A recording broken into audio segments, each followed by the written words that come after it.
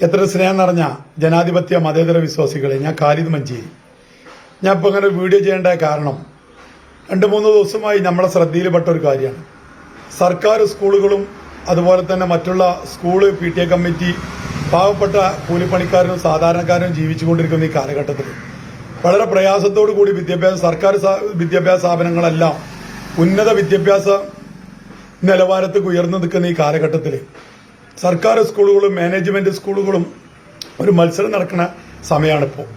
അപ്പോൾ സർക്കാർ സ്കൂളുകളിൽ 5 ലക്ഷം 10 ലക്ഷം കുട്ടികൾ കൂടുതലായി വന്ന് എല്ലാ സർക്കാർ സ്കൂളുകളിലും ആചരണനില വളരെയധികം ഉഷാറായിട്ട് പോണ ഈ സമയത്ത് ചില PTA കമ്മിറ്റികൾ ചെയ്യുന്ന ധിക്കാരമായി അഹങ്കാരികളായി മാറുന്നുണ്ട് ചില PTA കമ്മിറ്റികളുണ്ട്. കാരണം നമ്മളൊക്കെ മനസ്സിലാക്കേണ്ടത് സർക്കാർ സ്കൂളുകളിൽ സർക്കാർ അനുവദിച്ചുകൊണ്ട് മൗനസമ്മതത്തോടെ ഒരു PTA കമ്മിറ്റിക്ക് ഒരു കുട്ടിന്റെ കയ്യിൽ നിന്ന് ചേർക്കുമ്പോൾ 500 രൂപ വരെ വാങ്ങാൻ ഒരു അനുമതി ചെറുതായിട്ടുണ്ട് ചില സ്കൂളുകൾക്കൊക്കെ. അങ്ങനെ ആ സ്കൂളിലെ തന്നത പരിപാടികളിലും അതുപോലെ തന്നെ സ്കൂളിൽ അറ്റകുറ്റ ഇതിന്റെ കാര്യങ്ങളൊക്കെ ചെയ്യാനും പെട്ടെന്ന് എന്ത് അത്യാവശ്യം ഉണ്ടെങ്കിലൊക്കെ ചെയ്യാൻ വേണ്ടി PTA കമ്മിറ്റിക്ക് ഒരു ഫണ്ട് സ്വരൂപിക്കുക എന്നുള്ളതാണ് അതിൽ കാണേണ്ട ആവശ്യം.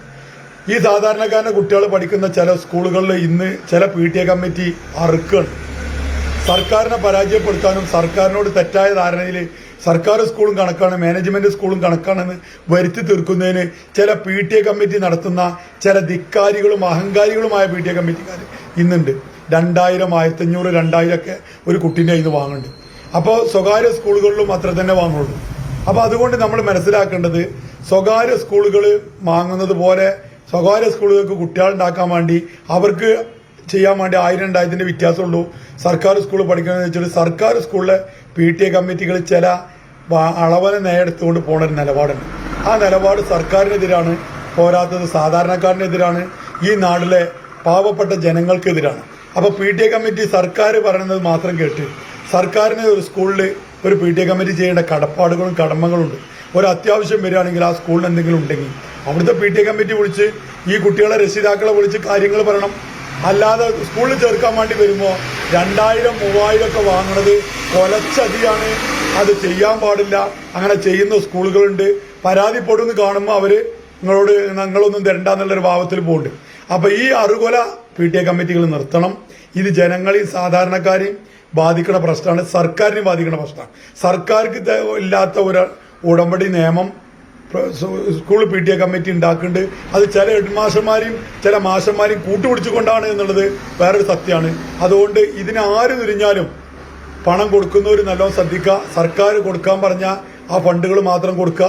നിങ്ങൾക്ക് തൃപ്പതികൾ എന്തെങ്കിലും സംഖ്യകൾ നിങ്ങൾക്ക് കൊടുക്കുക. നല്ല 1000 10,000 2000 വാങ്ങുന്നവരുണ്ടെങ്കിൽ അവരവർ കംപ്ലൈന്റ് ചെയ്യാം.